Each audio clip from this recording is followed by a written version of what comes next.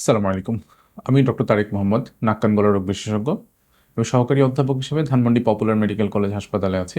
আমার চেম্বারও ধানমন্ডি পপুলার হসপিটালেই, ভবন নাম্বার ৬, ৫০৪ নম্বর রুম। আজকে কথা বলছি চেম্বার থেকেই। আজকে খুব গুরুত্বপূর্ণ একটা টপিক নিয়ে কথা বলবো, সেটা হচ্ছে সাইনোসাইটিস। শব্দটার সাথে আমরা সবাই কম বেশি পরিচিত।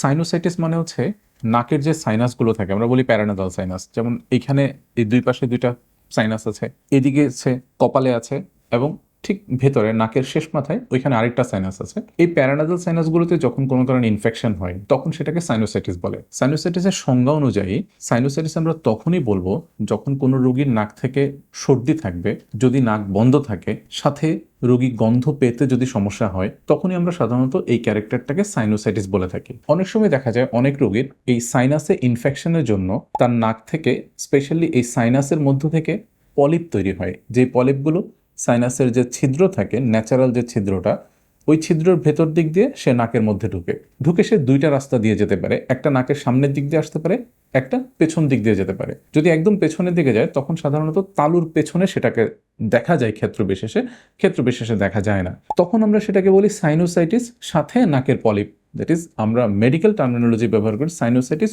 With polyposis. তার মানে সাইনোসাইটিসের সাথে নাকের পলিপের সমস্যা থাকতে পারে, সাইনোসাইটিসে নাকের পলিপ ছাড়াও সাইনোসাইটিস হতে পারে। এই সাইনোসাইটিসটা আবার অ্যালার্জির কারণে হতে পারে, অ্যালার্জি ছাড়াও হতে পারে। তার মানে কারণ অনেকগুলো আছে, কিন্তু রোগ এক জায়গাতে, সেটা হচ্ছে সাইনাস। আমাদের এই ব্রেইনের মধ্যে যতগুলো সাইনাস আছে, এই সাইনাসগুলোতে সাধারণত বাতাস থাকে, কিন্তু যখনই কোনো কারণে কোনো ইনফেকশন হয়েই হোক, অথবা কোনো একটা অ্যাবনর্মাল গ্রোথের কারণে, অ্যাবনর্মালি মাংসপিণ্ড বড় হওয়ার কারণে, সাইনাসের রাস্তা বন্ধ হয়ে যাওয়ার কারণেই হোক, যে কোনো কারণেই যখন সাইনাসের ড্রেনেজটা, ভেতরে বাতাস আসা যাওয়াটা বন্ধ হবে, তখনই সেখানে আস্তে আস্তে পলিপ তৈরি হওয়ার সম্ভাবনা থাকে।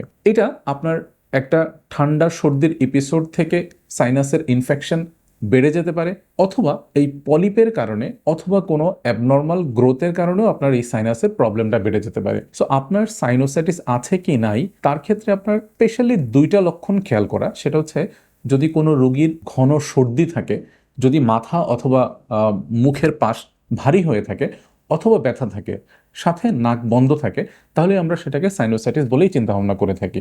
অনেক সময় আমরা দেখি যে কিছু কিছু রোগী আসেন যাদের হয়তো ৪-৫ দিনের একটা সর্দির এপিসোড হলো, সেটা তার নাক বন্ধ থাকছে সর্দির সাথে, এবং প্রথম প্রথম পাতলা পানি, তারপরে একটু ঘন পানি হয়ে যাচ্ছে। যখন নাকে ইনফেকশন থাকে তখন আমরা সেটাকে বলি রাইনাইটিস, কিন্তু যখন নাকের সাথে সাইনাসের ইনফেকশন থাকে তখন সেটাকে বলা হয় রাইনোসাইনোসাইটিস। তার মানে সাইনোসাইটিসটার সাথে বিভিন্ন জিনিসের, স্পেশালি নাকের বিভিন্ন জায়গার যোগাযোগ থাকে। যখন সাইনোসাইটিস হয়, আমরা ডাক্তাররা এটা বুঝতে পারি, ১ নম্বর হচ্ছে রোগীর লক্ষণ থেকে, আর ২ নম্বর এক্স রে দেখে। এক্স রেতে দেখা যায় তার সাইনাসগুলো সাদা হয়ে যায়। সাধারণত সাইনাসগুলো এক্স রেতে কালো থাকার কথা, কিন্তু তখন দেখা যায় সাইনাসগুলো সাদা। তখনই আমরা সেটাকে সাইনোসাইটিস বলেই চিন্তা ভাবনা করে থাকি। চিকিৎসা পদ্ধতি বিভিন্ন রকমেরই আছে। বেশ কিছু ক্ষেত্রে দেখা যায় অ্যাকিউট এপিসোড যদি হয়, সেটা ৫ থেকে ৭ দিন কিংবা ১০ থেকে ১২ দিনের মধ্যে মোটামুটি রোগী ভালো হয়ে যায়। কিছু কিছু ক্ষেত্রে ঔষধ শুরু করতে হয়। যদি এই ইনফেকশনটা ভাইরাস দিয়ে হয়, এই ভাইরাসগুলো আস্তে আস্তে বডি থেকে যখন চলে যায়, কিংবা ভাইরাসগুলো যখন মরে যায়, তখন তার ইনফেকশনটা সাবসাইড করে যায়। এটা ঔষধ খেলেও অনেক সময় ভালো হয়, ঔষধ ছাড়াও এটা অনেক সময় ভালো হয়ে যায়। কিন্তু যখনই সেটাতে ব্যাকটেরিয়া দিয়ে ইনফেকশন হয়, তখন সেটা সহজে ভালো হতে চায় না। দেখা যায় ইনফেকশনটা আস্তে আস্তে কখনো কখনো অনেক বেড়ে যাওয়ার সম্ভাবনা থাকে। রোগীর তখন প্রচণ্ড রকম মাথা ব্যথা থাকে, এবং কিছু কিছু ক্ষেত্রে জটিলতাও দেখা দিতে পারে। যেমন সাইনাসের, আমাদের এটা হচ্ছে সাইনাসের বর্ডার, ম্যাক্সিলারি সাইনাস। এই সাইনাসের ইনফেকশন যদি অনেক বেশি পরিমাণে হয়, তাহলে দেখা যায় সে চোখের মধ্যে জটিলতা তৈরি করতে পারে। চোখ ফুলে যায়, চোখ লালচে হয়ে যায়, কারো কারো ক্ষেত্রে চোখের মধ্যে ফোড়া পর্যন্ত হতে পারে। কিছু কিছু ক্ষেত্রে এই সাইনাসের ইনফেকশনগুলো ব্রেইনে যেতে পারে। এগুলো খুব রেয়ার কমপ্লিকেশন, মানে জটিলতা হওয়ার সম্ভাবনা তুলনামূলক কম, কিন্তু হবে না এটা আসলে এক্স্যাক্টলি বলা যায় না। এই জন্য আপনার যদি আমার বলে দেয়া লক্ষণগুলো থেকে থাকে, যেমন মাথা ব্যথা অনেক দিন ধরে থাকা, অথবা কিছুদিন ধরে আপনার মাথাটা প্রচণ্ড ভারী হয়ে থাকা, সাথে হচ্ছে মুখের পাশটা ভারী হয়ে থাকা কিংবা ব্যথা করা, এছাড়া নাক থেকে যদি পাকা সর্দি আসে, নাক যদি আপনার বন্ধ থাকে, আপনি জিনিসটাকে গুরুত্ব দিবেন, একজন নাক কান গলার ডাক্তার দেখাবেন, প্রয়োজনীয় এক্স-রে করবেন। কিছু কিছু ক্ষেত্রে আমরা সিটি স্ক্যানও করে থাকি, কিছু ক্ষেত্রে এমআরআইও করে থাকি। এটা কখন কোন জায়গায় কোন পরীক্ষা নিরীক্ষা লাগবে সেটা একজন নাক কান গলার বিশেষজ্ঞ ডাক্তারের সেই জিনিসটা অবশ্যই জানা আছেন। আপনার লক্ষণগুলো থাকলে আপনি ডাক্তারের কাছে যাবেন। প্রাথমিক অবস্থায় আপনি যেটা করতে পারেন সেটা হচ্ছে বাসায় আপনার তো নিশ্চয়ই কাছাকাছি ফার্মেসি আছে, সো ফার্মেসি থেকে একটু নাকের ড্রপ এনে সেই ড্রপগুলো ব্যবহার করতে পারেন। বিভিন্ন নামে পাওয়া যায়, অ্যান্টাজল, রাইনোজল, রাইনেক্স, বিভিন্ন নামের আছে, আফরিন, এই ধরনের ড্রপ পাওয়া যায়। এই ড্রপগুলো ব্যবহার করতে পারেন। যদি নাকের সর্দিটা খুব ঘন হয়ে যায় তখন নর্সল যে ড্রপগুলো আছে সেগুলো নাকের সর্দিটাকে একটু পাতলা করতে সহায়তা করে। এছাড়া ব্যথা থাকলে প্যারাসিটামল জাতীয় ওষুধ খাবেন, ব্যথা না থাকলে সেটা খাওয়ার দরকার নেই। যদি আপনার তখন সর্দি থাকে তখন অ্যান্টিহিস্টামিন যেগুলো যেমন ফেক্সোফেনাডিন, রুপাটাডিন, লেভোসিট্রিজিন, মানে অ্যালসেড, ফেক্সো, ফেনাডিন, এই ধরনের বিভিন্ন ধরনের গ্রুপের ওষুধ পাওয়া যায়। এই ওষুধগুলো আপনি খেতে পারেন।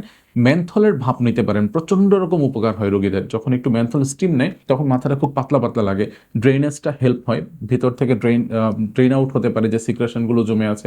সো এগুলো হচ্ছে আপনি ঘরোয়াভাবে এই চিকিৎসাগুলো শুরু করতে পারেন। অ্যান্টিবায়োটিকের ব্যাপারে অবশ্যই একজন ডাক্তার দেখিয়ে তারপর অ্যান্টিবায়োটিকের পরামর্শ নেবেন। পরবর্তীতে কিছু কিছু ক্ষেত্রে কোনো কোনো রোগীর হয়তো যদি ঔষধে ভালো হয় তাহলে সার্জারি পর্যন্ত যাওয়া লাগতে পারে। সো আমার যেটা আপনাদের প্রতি অ্যাডভাইস থাকবে at the end of this video সেটা হচ্ছে যে আপনার প্রবলেম থাকলে আপনি চেষ্টা করবেন জটিলতা ডেভেলপ করার আগেই, জটিলতা হওয়ার আগেই একজন ডাক্তার দেখানো, ডাক্তারের শরণাপন্ন হওয়া এবং সেই অনুযায়ী চিকিৎসাটা গ্রহণ করা।